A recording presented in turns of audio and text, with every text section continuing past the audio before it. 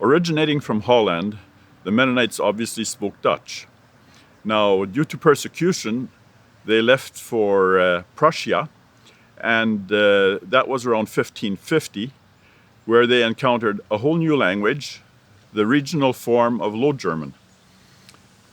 They continued speaking Dutch, of course, but slowly went over to Low German. And after about 150 years, that brings us to around 1700, they had accepted Low German as their own language. Now, church had continued to be in Dutch, and it took till about 1775 or 1780 before they actually used High German, which had become sort of a common language in Germany through Martin Luther's translation of the Bible. It was only about 10 years later that the first group started off for Russia, and they continued to keep Low German as their language because they were living in colonies, they were living among themselves, and that was very efficient. As a matter of fact,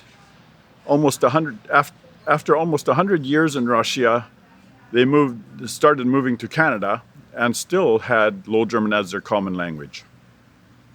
Arriving in Canada, in Manitoba here, there were 2 blocks of land reserved for them, which allowed them to live among themselves, and Low German continued to be their common language. Now, of course, here they encountered English, which they knew nothing about and had to teach themselves. As a matter of fact, I'm told that my grandfather taught himself English from the Eaton's catalog. But the Low German continued to be their common language till well after World War II. And it's probably been the last 50 years that Mennonite parents have neglected to teach their children Low German, and it is slowly dying out. The language is still being kept up in Mexico, Belize, and South America.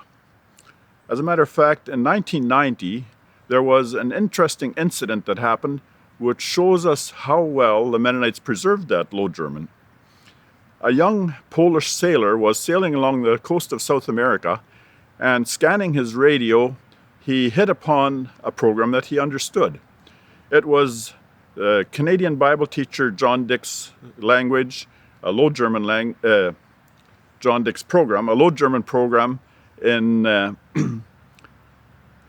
about the Bible, and he understood it.